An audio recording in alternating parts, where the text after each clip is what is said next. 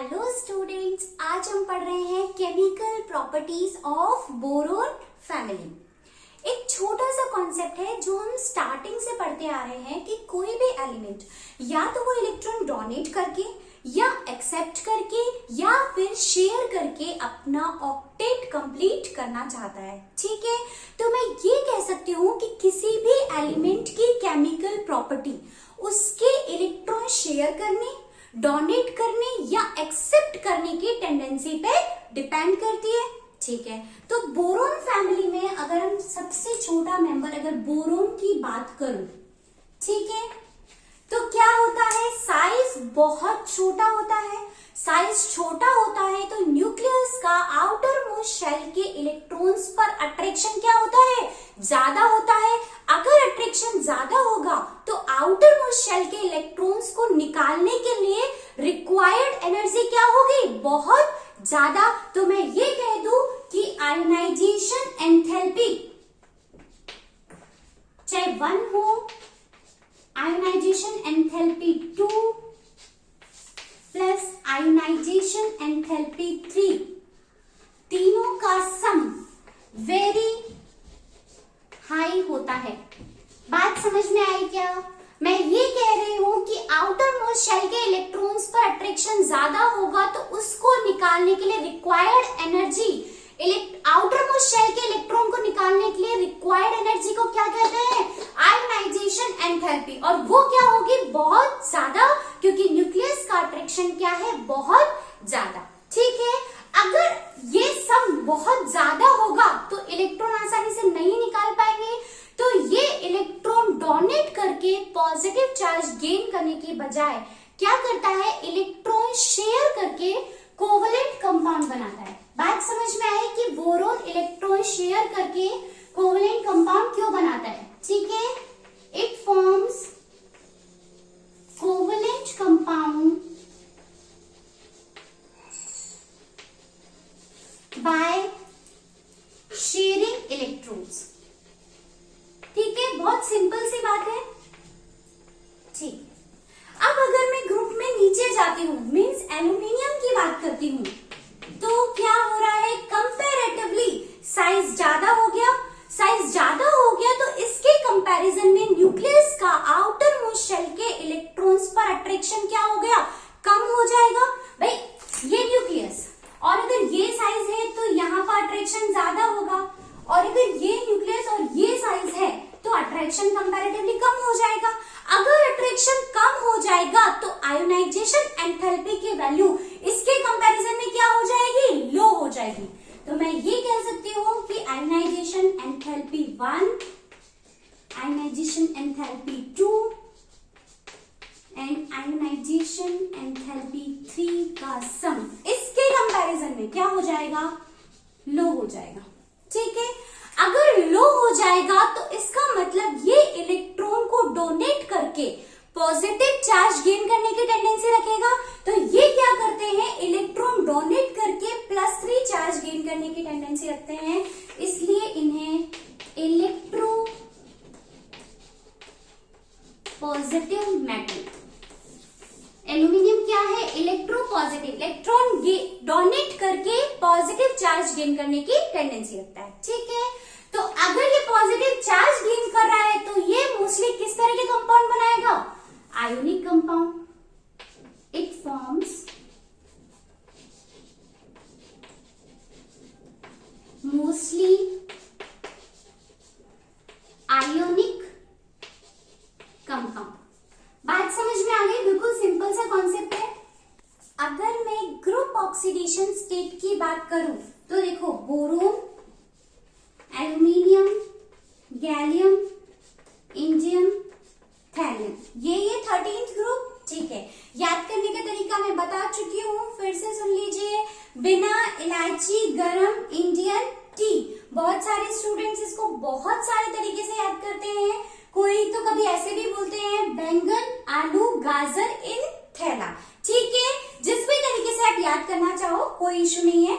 अगर इनकी group oxidation state की बात करें तो कैसे निकालते थे, मैं लास्ट पी ब्लॉक के लेक्चर्स में आपको बहुत अच्छे से निकालना सिखा चुकी हूँ।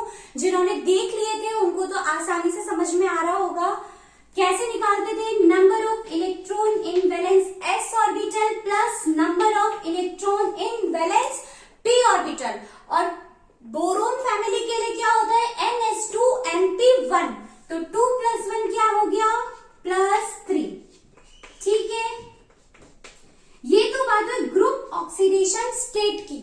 लेकिन हम जैसे ही ग्रुप में ऊपर से नीचे की तरफ मूव करते हैं तो +3 ऑक्सीडेशन स्टेट की स्टेबिलिटी क्या होती है? कम होती जाती है। ये बात हम पढ़ चुके हैं। स्टेबिलिटी ऑफ +3 ऑक्सीडेशन स्टेट क्या होती है? कम होती जाती है। उसका रीजन क्या था? इनर्ट पेयर इफेक्ट, जो हम लास्ट लेक्चर में, इसकी मैं सेपरेट वीडियो लेक्चर प्रोवाइड करा चुकी हूँ। जिन्होंने नहीं देखा डिस्क्रिप्शन में लिंक डाल दूंगी, प्लीज देख लीजिएगा, तब भी आसानी से समझ में आएगा। ओके, इनर्ट पेयर इफेक्ट फिर भी मैं ब्रीफ कर देती हूँ क्या होता है। वैलेंस s ऑर्बिटल के पेयर्ड इलेक्ट्रॉन अनपेयर नहीं होते हैं, या मैं बहुत इजीली कह दूं कि वो बॉन्डिंग में पार्टिसिपेट नहीं करते हैं। जैसे थैलियम क्या होता है? 6s2 6p1, ये होता है कॉन्फ़िगरेशन। तो ये जो 2 इलेक्ट्रॉन्स हैं, ये जो पेयर ऑफ इलेक्ट्रॉन है, ये इनर्ट होता है, ये बॉन्डिंग में पार्टिसिपेट नहीं करता। ओनली ये p1, ये 1 इलेक्ट्रॉन ही पार्टिसिपेट करता है। इसलिए थैलियम की +1 ऑक्सीडेशन स्टेट ज्यादा स्टेबल होती है रादर देन +3। बात समझ में आई? जिनको समझ में नहीं आया वो एक बार इनर्ट पेयर इफेक्ट वाली वीडियो देख लेना, उससे आपको और अच्छे से क्लियर हो जाएगा। ठीक है, यहां तक की बात समझ में आई? ठीक है, रब कर दो।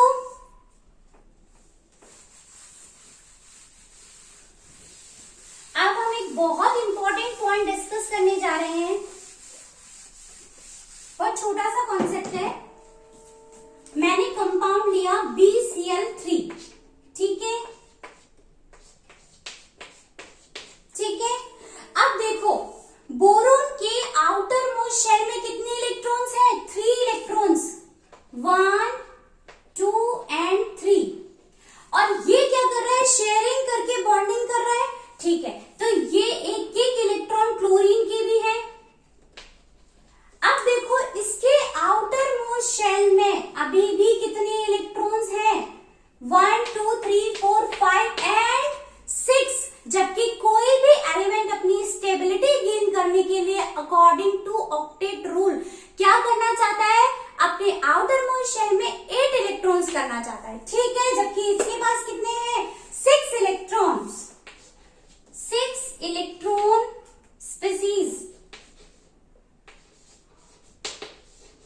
ठीक है। तो मैं क्या कह सकती हूँ कि ये एक इलेक्ट्रॉन डेफिशिएंट स्पीसीज है, इलेक्ट्रॉन डेफिशिएंट स्पीसीज, ठीक है। अगर ये इलेक्ट्रॉन डेफिशिएंट स्पीसीज है तो ये क्या करेगा? इलेक्ट्रॉन एक्सेप्ट करना चाहेगा। तो मैं इसको ये भी कह सकती हूँ कि ये एक इलेक्ट्रॉन एक्सेप्टर है, ठीक है। और जो इलेक्ट्रॉन पेयर एक्सेप्ट करते हैं लुईस एसिड बेस थ्योरी के अकॉर्डिंग, वो क्या कहलाते हैं? Lewis acid. बात समझ में आई क्या? BCl3 एक लुईस एसिड है। क्यों है? क्योंकि इसके पास इलेक्ट्रॉन्स की कमी है, ये इलेक्ट्रॉन पेयर गेन करना चाहता है, ठीक है। तो अब ये ऐसे तो स्टेबल होगा नहीं, तो ये चाहेगा कि मुझे कहीं से इलेक्ट्रॉन पेयर मिल जाए, और वो इसको कौन देगा? अमोनिया। क्यों? क्योंकि इसके पास एक इलेक्ट्रॉन पेयर डोनेट करने के लिए प्रेजेंट है। देखो कैसे, यहां पे बना रही हूं, ये नाइट्रोजन, ये तीनों हाइड्रोजन। अब देखो नाइट्रोजन के आउटर मोस्ट शेल में कितने इलेक्ट्रॉन्स हैं? 5 इलेक्ट्रॉन्स, 1 2 3 4 एंड 5, ठीक है। अब देखो 1 2 3 4 5 6 एंड 7 और 8, इसका ऑक्टेट कंप्लीट है। लेकिन इसके ये वाले जो इलेक्ट्रॉन पेयर है, ये इसको डोनेट करने के लिए यूज कर सकता है। तो ये क्या करेगा? इसके साथ कोऑर्डिनेशन कंप्लीट करके। देखो ये ऐसे बन जाएगा B, इधर Cl Cl Cl एंड यहाँ पे कोऑर्डिनेशन बॉन्ड से क्या जुड़ जाएगा, NH3। बात समझ में आई? मैं क्या बताना चाह रही हूँ कि ये BCl3 इस तरीके से एग्जिस्ट नहीं करता है क्योंकि ये स्टेबल नहीं है, तो ये चाहेगा स्टेबिलिटी गेन करने के लिए अमोनिया से रिएक्शन करके स्टेबल कंपाउंड बनाने की ट्राई करता है। ठीक है, अगर मैं AlCl3 की बात करूं, AlCl3, तो ये नेचर में डाइमर की फॉर्म में प्रेजेंट होता है, प्रेजेंट इन डाइमर फॉर्म, यानी ये एक और AlCl3 के साथ में बॉन्ड बना लेता है और किस फॉर्म में प्रेजेंट होता है, Al2Cl6। देखो ध्यान से, ये एल्यूमिनियम, ये क्लोरीन, ये क्लोरीन, एक क्लोरीन इधर दूसरे AlCl3 के साथ रिएक्शन करेगा, इसके साथ बॉन्ड बना लेगा दूसरे AlCl3 कंपाउंड के साथ और क्या बना लेगा, Al2Cl6। ठीक है, ये किस फॉर्म में प्रेजेंट होता है, डाइमर की फॉर्म में। बात समझ में आई? बहुत सिंपल सी केमिकल प्रॉपर्टी, बहुत छोटी छोटी बातें हैं लेकिन बहुत छोटे छोटे कॉन्सेप्ट है, बहुत सिंपल है। ठीक है, यहां तक समझ में आया? स्क्रीनशॉट ले लीजिए, मैं रब कर रही हूं।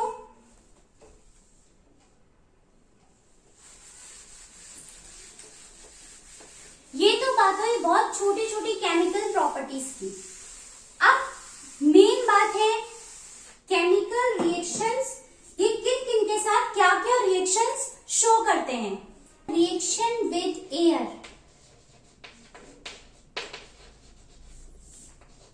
Reaction with air, air means oxygen की बात हम करेंगे यहाँ पे। ठीक है, अब मैं कॉमन रिएक्शन लिख रही हूँ, ग्रुप 13 के एलिमेंट किस तरीके से रिएक्शन करते हैं। एलिमेंट जब ऑक्सीजन से रिएक्शन करते हैं तो ऑक्साइड्स E2O3 का फॉर्मेशन करते हैं। यहाँ पे अगर मैं E की बात करूं, ठीक है, तो यहाँ पे E क्या हो सकता है, B2O3, Al2O3, Ga2O3, In2O3 and Tl2O3। ठीक है, ये अपने अपने ऑक्साइड्स का फॉर्मेशन कर लेंगे। लेकिन यहाँ पे एक खास बात ये है कि हम नॉर्मल वे में अगर बात करें तो हमारी फैमिली का जो सबसे छोटा मेंबर होता है, हम क्या बोलते हैं, छोटा सबसे छोटा। और यहाँ पे बोरोन फैमिली का सबसे छोटा मेंबर कौन है, बोरोन। तो ये हमेशा बाकी मेंबर से थोड़ा सा अलग बिहेव करता है। क्या करता है, बोरोन जब अपनी क्रिस्टलाइन फॉर्म में होता है, मैंने फिजिकल प्रॉपर्टीज में आपको पढ़ाया है, बोरोन किस फॉर्म में प्रेजेंट होता है, अपने हार्ड क्रिस्टल लैटिस बनाता है। तो जब ये अपनी क्रिस्टलाइन फॉर्म में होता है तो ये ऑक्सीजन के साथ रिएक्शन नहीं करता। Boron do not react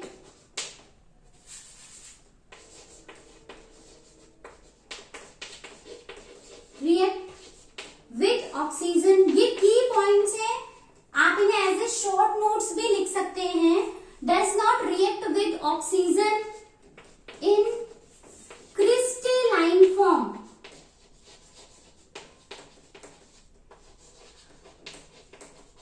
but अगर हम इसको पीस करके छोटे छोटे पार्टिकल्स में बांट दें तो ये, यानी कि मैं ये कह सकती हूँ कि नॉन क्रिस्टलाइन फॉर्म में या एमॉर्फस फॉर्म में ये ऑक्सीजन के साथ रिएक्ट करके अपना ऑक्साइड बना लेता है। ठीक है, but in amorphous form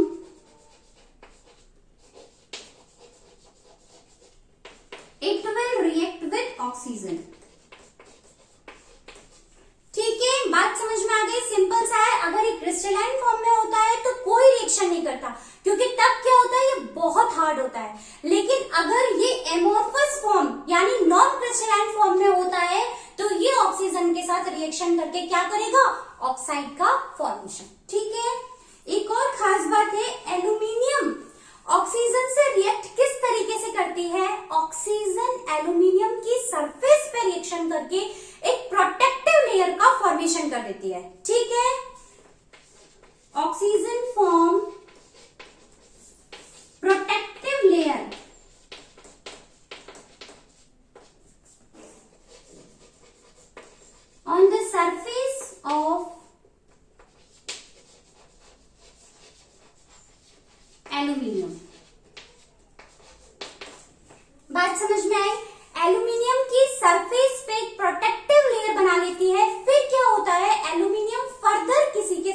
reaction नहीं कर पाता। ठीक है, बात समझ में आई।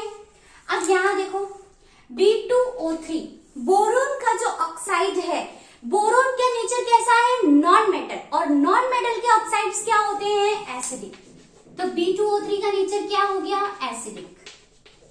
ठीक है, लेकिन एल्यूमिनियम ये क्या होता है, कभी कभी नॉन मेटल की तरह भी बिहेव कर जाता है, इसलिए इनके ऑक्साइड्स कैसे नेचर के होते हैं, amphoteric.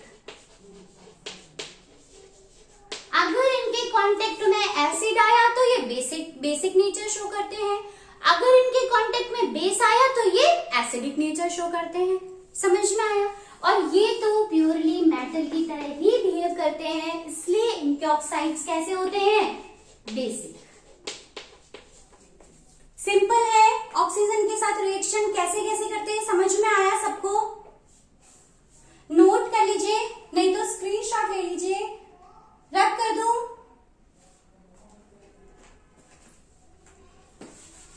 Next reaction with acid and alkali.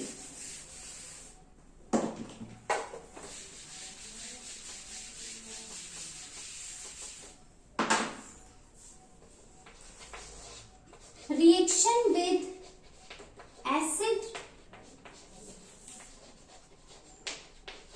And alkali. ठीक है, एसिड और बेस के साथ कैसे रिएक्शन शो करते हैं, तो फर्स्ट पॉइंट, छोटा सबसे छोटा, बोरोन सबसे छोटा है, अलग बिहेव करेगा, ये एसिड और एल्कली दोनों के साथ रिएक्शन नहीं करता। Boron does not react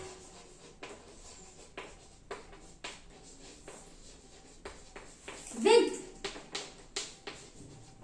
alkali and acids.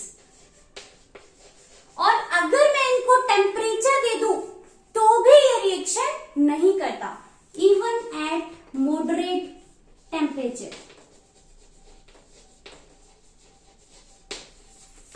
ठीक है, मॉडरेट टेम्परेचर पे भी ये एसिड्स और एल्कली के साथ रिएक्शन शो नहीं करता। आगे जाके आप आगे हायर क्लासेस में, हायर स्टडीज में आप पढ़ोगे कि ये नाइट्रिक एसिड के साथ रिएक्शन करता है, लेकिन आपके एनसीईआरटी वाली सिलेबस में 11th लेवल पे इतना ही है कि ये एसिड्स और एल्कली के साथ रिएक्शन नहीं करता। ठीक है, अगर एल्यूमिनियम की बात करूं तो मैंने क्या बताया था, ये एम्फोटेरिक नेचर का हो जाता है, ये एसिड से भी रिएक्शन करता है और बेस से भी रिएक्शन करता है। ठीक है, अगर मैं एसिड से रिएक्शन कराती हूं तो क्या करता है, AlCl3 बनाता है और हाइड्रोजन गैस बाहर निकल जाती है। ठीक है, ठीक है, बिल्कुल सिंपल है। अगर ये एसिड के साथ रिएक्शन करता है तो एल्यूमिनियम क्लोराइड बनाता है और हाइड्रोजन गैस बाहर निकल जाती है। अगर ये बेस के साथ रिएक्शन करता है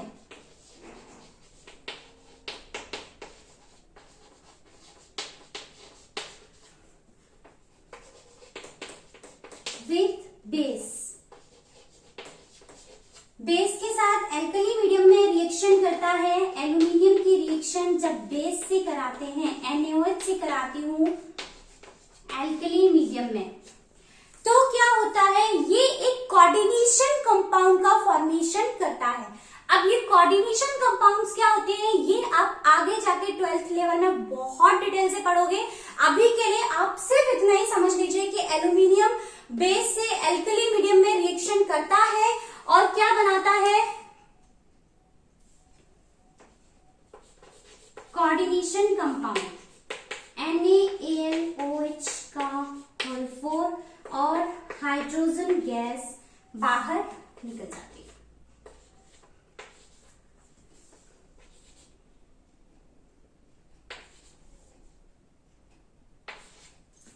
ठीक है, समझ में आया कि ये एसिड और बेस के साथ कैसे रिएक्शन करता है। ठीक है, सिंपल है बिल्कुल, नोट कर लीजिए, रब कर दूं।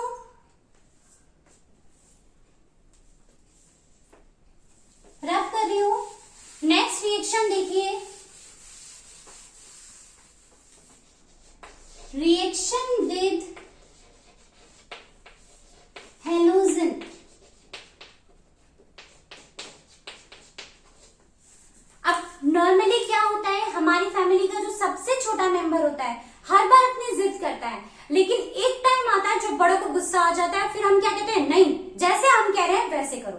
ऐसा ही होता है, यहाँ पे भी ये हुआ, बोरोन सबसे छोटा मेंबर है, उसने क्या करा, ऑक्सीजन से रिएक्शन अपने तरीके से करी, एसिड से एल्कली से अपने तरीके से रिएक्शन करी, लेकिन जब हैलोजेंस की बारी आई तो बाकी मेंबर्स बोले नहीं जैसे हम बोलेंगे वैसे करो। तो ये भी हैलोजेंस के साथ रिएक्शन करता है, मींस इस ग्रुप के सभी एलिमेंट्स हैलोजन के साथ रिएक्शन करते हैं। बहुत कॉमन रिएक्शन लिख रही हूं, एलिमेंट जब हैलोजन के साथ रिएक्शन करता है तो EX3 टाइप के कंपाउंड बनाता है। ठीक है, यहाँ पे E means boron, aluminium, gallium, indium, thallium.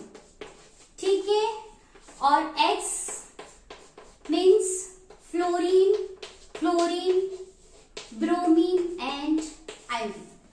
यहाँ पे बस एक बहुत इंपॉर्टेंट पॉइंट जो ध्यान रखने का है वो है TLI3 will not form। TLI3 compound का फॉर्मेशन नहीं होता है। क्यों? क्योंकि यहाँ पे हम अगर बोरोन फैमिली में ऊपर से नीचे जाते हैं तो थैलियम का साइज क्या है, सबसे बड़ा है। अगर हैलोजेंस में देखें तो आयोडीन का साइज सबसे बड़ा है। और देखो, अगर मैंने क्या किया, ये बड़ा थैलियम और मैंने इसकी रिएक्शन करा दी, ये बड़ा आयोडीन और ये वाला भी बड़ा बड़ा आयोडीन और ये बड़ा आयोडीन। अब क्या होगा, इन सभी एटम्स में रिपल्शन होगा, स्टेरिक हिंड्रेंस क्रिएट होगी। उसकी वजह से क्या होगा, ये बहुत ज्यादा अनस्टेबल हो जाएगा, क्योंकि एक तो ये खुद बड़ा, ऊपर से इससे जो एटम लगे हुए वो भी बहुत बड़े। तो क्या होगा, स्टेरिक हिंड्रेंस की वजह से अनस्टेबिलिटी जनरेट हो जाएगी। इसलिए TLI3 ये फॉर्म नहीं होता है, ये स्टेबल नहीं होता है। समझ में आया? पूरी केमिकल प्रॉपर्टीज अच्छे से समझ में आई। आप प्रैक्टिस करते रहिए, बार बार देखेंगे तो आपको बहुत अच्छे से समझ में आ जाएगी। All the very best.